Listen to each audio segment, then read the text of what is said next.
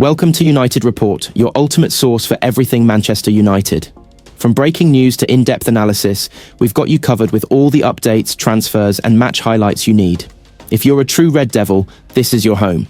Hit that subscribe button and let's dive into the world of United together. Marcus Rashford has reportedly been told he will never play for Manchester United again, whilst Ruben Amorim is manager. Rashford hasn't played for United since December 12th, with Amorim refusing to hand him a single minute since dropping him for the Manchester derby win. He's largely been shunned, except for one contest when he was an unused substitute.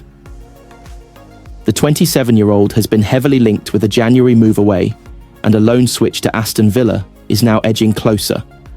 Amorim has been quick to come into Manchester and make a statement, and has continued to question Rashford's application. The Sun reports that it had been made clear to Rashford he will not play for the Red Devils again, while the 40-year-old Portuguese coach is at the helm, which leaves him having to seek pastures new, at least in the short term. A source said, "Marcus always said he would never play for another club in England because he is a United fan. He started to think he needed to move earlier this season and wanted to go to a big European club. The reality is, he's not had the interest he expected. Villa first showed a tentative interest in him last November. Amorim has made it very clear he has no future at Old Trafford. Villa have managed to offer him two things, keeping his wage the same and Champions League football. A switch to Villa Park will allow Rashford to operate at a competitive outfit who, this season at least, are playing at a higher level of European football than the Red Devils." The English forward has lost his place in the international setup and has struggled for goals over the past 18 months. Since his career best season in 2022/23, the United frontman has seen his attitude questioned, both internally and externally. Erik Ten Hag previously dropped the player following off the pitch misdemeanours. On the pitch, Rashford's effort is another thing to be called out, with Amorim taking another swipe at him this week. He said, "Imagine a talent like Rashford, our team should be so much better with him, but he has to change. If he changes, we are more than welcome to include him, and we need it. But at this moment, we have to set some standards. We are waiting for Rashford if he wants it really badly. You, the media, want to make it personal. I have nothing against Marcus, but I have to make the same rules for everybody." Manchester United looks set to improve Ruben Amorim's squad by the time the January transfer window closes on Monday night at 11 p.m. At least one player will arrive at Old Trafford, but there remains some problems. Patrick Dorgu is expected to bolster United's wing-back options after weeks of negotiations. There is also interest in Bayern Munich striker Mathys Tel, but a number of clubs are keen on him. The tough task of turning their Premier League season around, partnered with their Europa League campaign, means the Red Devils are set for a hectic second half of the season. Despite the inactivity at Old Trafford, United could oversee a flurry of business in the final window, but there remain question marks over the quality in Amorim's side. A new left-back has seemed to be the priority throughout the window, with a number of profiles identified. Dorgu seems to be the man United want, but Alvaro Fernandes' situation is one to watch in the future. After leaving the club in the summer, the Spaniard has come on leaps and bounds for Benfica. United's buyback clause means the deal made sense, even more sense when you consider the likes of Real Madrid and Barcelona are both reportedly eyeing him up as well. Further up the field, and United don't look likely to add to Amorim's firepower in attack. Victor Gyökeres had been a name consistently linked with a move to Old Trafford to seal a reunion with Amorim, but it's more likely to happen in the summer. However, the Sweden international's arrival this month would have significantly improved United. There's no question mark about that, with Rasmus Højlund and Joshua Zirkzee struggling. Antony has already left the club to play football in Spain with Real Betis, and there is a real possibility that others will follow suit.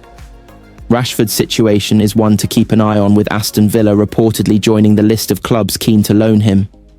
His wages are thought to be a problem, but he's not part of Amorim's plans. In an alternative transfer window, United would have solved the situation earlier in the window and Rashford would be reviving his career elsewhere. Another player who should have been offloaded this month is Casemiro. The midfielder hasn't featured under Amorim this month and he looks set for a long period on the bench. Loans for Tyrell Malacia and Victor Lindelof are two deals that make sense also. Both players have struggled with injuries this season, and United's financial limitations would have been bolstered by their departures.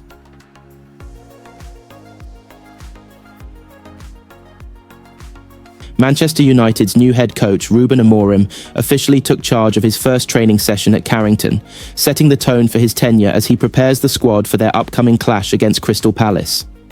With several key players returning from injury or international duty, the session provided a crucial opportunity for Amorim to introduce his tactical philosophy and assess the squad. The training session was met with excitement as players got their first taste of Amorim's approach. Marcus Rashford was one of the first to react, taking to social media to describe it as a top session. Rashford, who has struggled for form in recent months, looked sharp in drills and appeared eager to impress the new boss, Bruno Fernandes, the team's captain, led by example, engaging in intense tactical drills and working closely with Amorim's staff. His leadership on the field will be crucial as the squad adapts to a new playing style. A number of key players participated in the session, including Lisandro Martinez and Victor Lindelof. The defensive duo were heavily involved in tactical drills, with Amorim reportedly keen on improving United's defensive organisation. Martinez, who has been struggling with injuries this season, looked sharp in ball distribution exercises. Andre Onana, the Cameroonian goalkeeper, fresh from international duty, was put through an intense workout with the coaching staff, focusing on distribution and positioning. Kobbie Mainoo.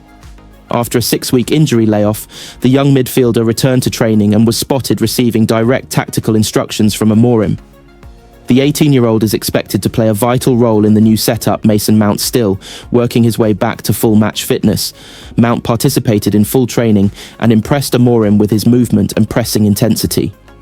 Alejandro Garnacho and Amad Diallo. The wingers provided width in various drills, showcasing their speed and dribbling ability. Amorim is expected to utilise their attacking threat in upcoming fixtures. Joshua Zirkzee. The new signing from Bologna got his first full session under Amorim, working on link-up play and finishing. He will be expected to challenge for a starting spot up front. Amorim's tactical focus reports from the session suggest that Amorim emphasised high pressing, quick transitions and fluid positional play. Players were put through intense possession drills, and defensive units were tasked with improving build-up play under pressure. Looking ahead.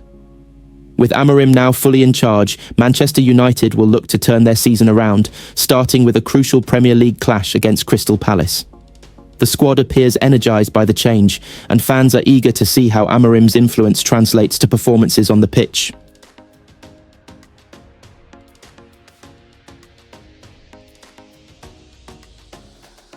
Ruben Amorim has cast doubt on Tyrell Malacia's long-term future at Manchester United after claiming he lacks the attacking quality to play as a wing-back in his system. The Dutch defender made his 5th start since returning from 18 months out with a knee injury against FCSB on Thursday. But for the 4th time, he was withdrawn at half-time after a difficult evening at the National Arena. Malacia has played left wing-back in all of those matches, but he has looked understandably rusty at times and has found it difficult to influence games in the final third, which is an area Amorim is looking to improve on with players in that position. The 25-year-old is likely to leave Old Trafford on loan before Monday's transfer deadline, with Real Betis one of several clubs interested in offering him the chance to build up his fitness and confidence. His opportunities will become more limited at United, with the imminent arrival of 20-year-old Dane Patrick Dorgu from Lecce. Amorim believes Malacia doesn't currently have the attributes needed to play as a wing-back, and while he hinted at a potential role in the back three, that could only happen when United become a more possession-dominant team. We will see, Amorim said when asked about Malacia's future. What I know is that it's really hard on Malacia. It is a long time without playing, and then it's hard to play a lot of games. A player like him is a full-back. He played with the national team outside and inside, but sometimes in this system, sometimes it's hard for him because he's not so offensive. He can play as one of the 3 defenders if we have more possession and more control of the games. It's a really difficult context for him. But he's our player, and we are going to help him. Malacia's route to the side could also be complicated by the impending return to fitness of Luke Shaw, who trained at Carrington on Wednesday. He didn't make the squad for the Europa League trip and won't be available to face Crystal Palace either. The 29-year-old has suffered a nightmare 12 months with injury, and he hasn't started for United since February 18th last year, with just 3 substitute appearances under Amorim in November and December before his latest setback. United will now ease Shaw back in, and his first challenge will be to continue to work on his fitness at Carrington. His teammates trained in Bucharest on Friday morning, having stayed over in the city after their late-night Europa League victory, with the game finishing just before midnight local time. "It will take a little bit more time," said Amorim. "I think he needs to train more, to spend more time with his teammates playing as normal, even small-sided games. Not just working alone. He stayed in Manchester to do a different type of work. He's going to get together with the team when we arrive back in Manchester and start from there. When I feel it is the right moment, we will start with some minutes in the games."